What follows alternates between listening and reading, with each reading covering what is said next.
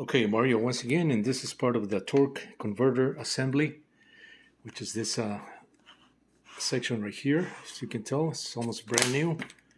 Basically, took it apart, cleaned it up, painted some of these components, and reassembled it.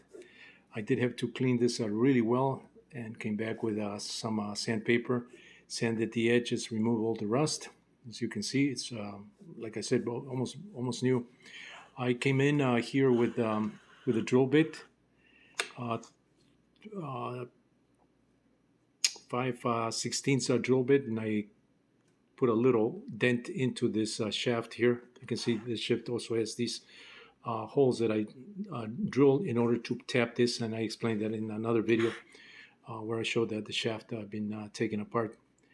But yeah, drilled a little pocket hole so this can sit better in there, and so it doesn't spread the metal in case I need to take this apart again. I don't foresee that happening anytime soon, but it's there already, and you can see how this set screw sits a little bit better. I came back and cleaned all these set screws, the threading. These are by the way quarter 20 threading, the American standard, which is really nice. Makes things a lot easier if you have American tools.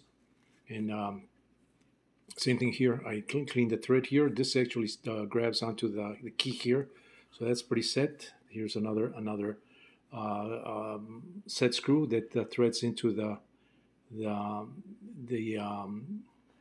the keyway here.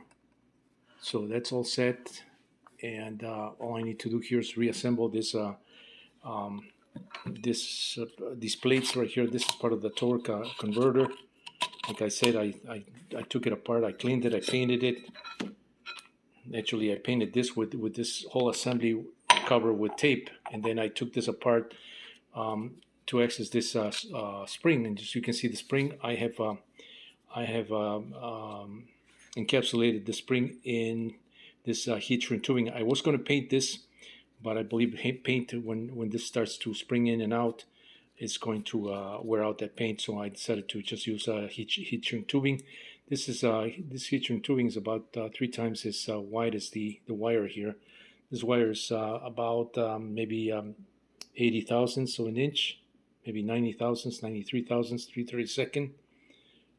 Could even be could even be 3 millimeter. It's not 1/8. It's a little bit under 1/8, 0.125. So I'm thinking this is 0.1 or somewhere around there in diameter. And so this heat shrink tubing is I believe this heat shrink tubing is 3/8 in if you flatten this out, or 3/8 could be 3/8 in diameter. So it was a little tricky getting it in there. You know, I was trying to use a smaller one just to have it shrink a lot tighter, but I couldn't get that through because of these bends right here. This has a bend right here, and this has another bend right here to engage into the stops here. There's this has 3 holes where this spring engages into the top part, and then the bottom just engages into one of these posts here. So I'm about to heat shrink heat shrink the tubing, and then I'll be putting this back onto this flywheel, or not flywheel, pulley assembly, or clutch, and then I'll be assembling this back into this whole assembly, then putting it in the cart.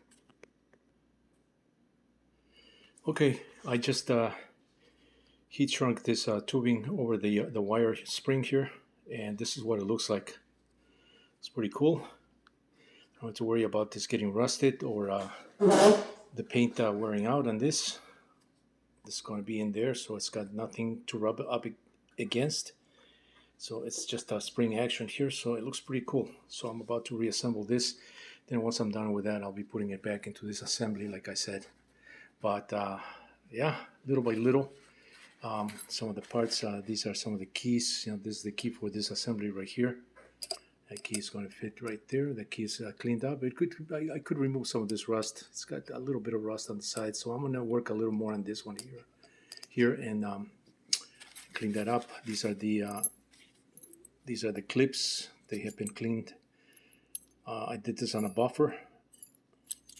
This one is not buffed, but I'm going to buff this as well, so everything's nice and shiny, nice and clean. looking good. So this is where I'm at. Mario, once again, stay tuned for more.